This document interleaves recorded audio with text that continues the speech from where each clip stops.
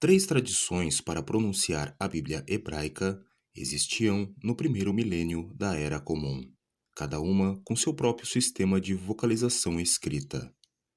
A partir do final da Idade Média, os manuscritos bíblicos foram escritos quase exclusivamente com as vogais e marcas de cantilação do sistema tiberiano. Curiosamente, a pronúncia tiberiana caiu no esquecimento. O texto hebraico padrão, escrito com vogais acima e abaixo das linhas, é apenas uma versão da Bíblia hebraica, criada no final do primeiro milênio da Era Comum, para incorporar no texto escrito as tradições orais de leitura.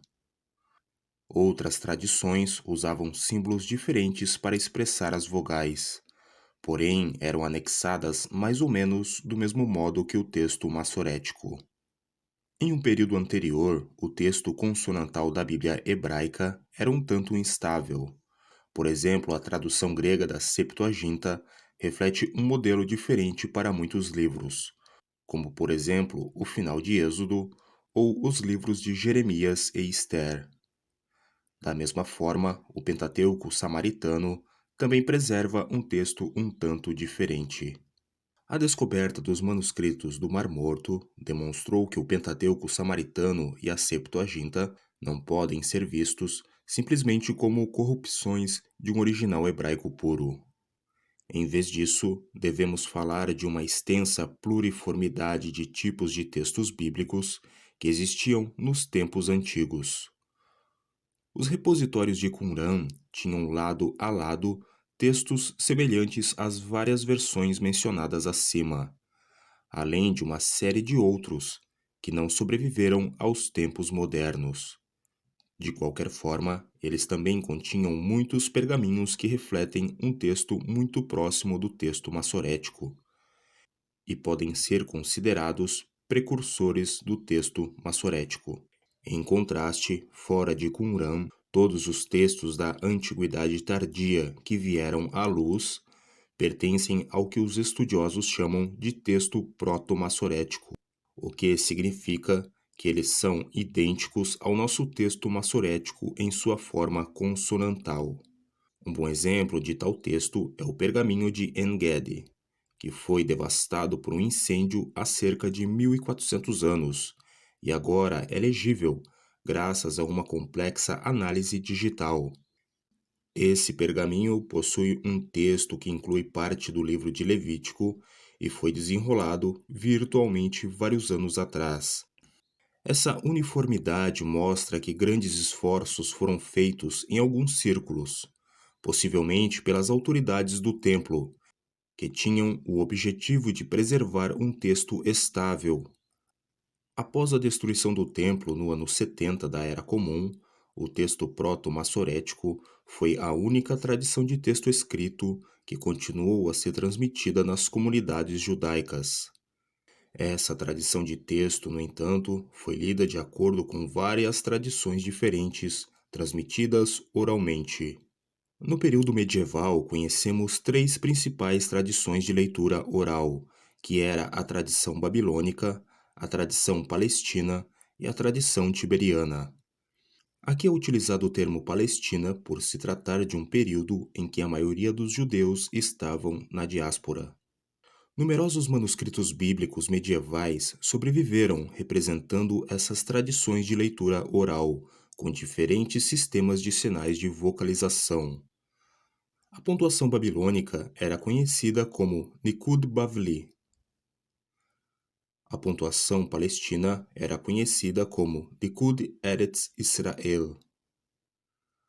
E a pontuação tiberiana era conhecida como Nikud Tiberiani. Os manuscritos bíblicos com sinais de vocalização babilônica e palestina, muitos dos quais foram preservados na Guenisá do Cairo, exibem considerável diversidade interna, de modo que são descritos como uma família de manuscritos, pois não são uma versão específica ou padronizada. A tradição de leitura oral tiberiana era muito uniforme e prestigiosa.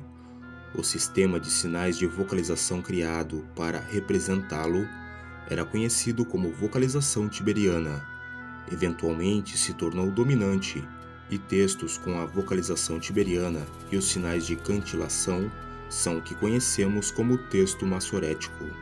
A tradição tiberiana, tanto o texto consonantal escrito quanto a tradição de leitura oral, teve suas raízes no período do Segundo Templo, mais ou menos um século após a destruição de Jerusalém e seu templo. Tiberíades tornou-se então um importante centro de estudos judaicos. No início do período islâmico, um grupo de estudiosos associados com a Yeshiva em Tiberíades, conhecidos como massoretas tiberianos, se dedicaram à preservação cuidadosa tanto da escrita quanto da tradição bíblica oral de leitura do texto. No início da Idade Média, a tradição de leitura oral tiberiana passou por um processo de textualização, por meio do qual foi registrada em notação escrita na forma de um sistema de sinais de vocalização, conhecido como Sistema de Vocalização Tiberiana. No século X, após a morte dos dois mestres massoretas, Aharon ben Asher e Moshe ben Naftali, a Yeshiva mudou-se de Tiberíades para Jerusalém.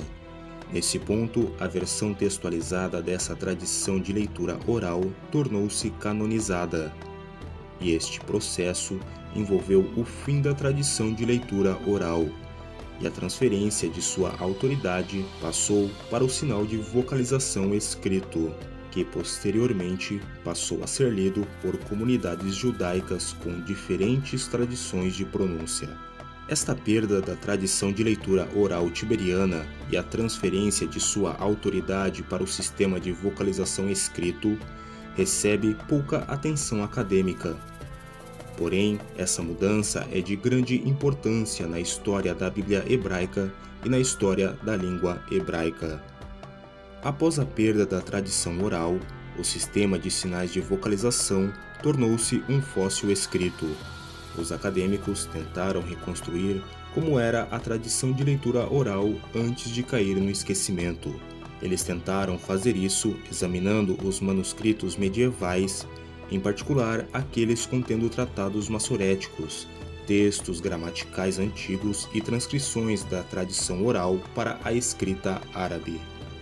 Felizmente, a descoberta de fontes de manuscritos medievais que refletem a tradição oral tiberiana, como por exemplo tratados massoréticos e transcrições, nos ajudaram a dar vida a esses fósseis. E no próximo vídeo veremos as diferentes tradições de pronúncia. Então, se você gostou, deixe o seu sababa e até o próximo vídeo.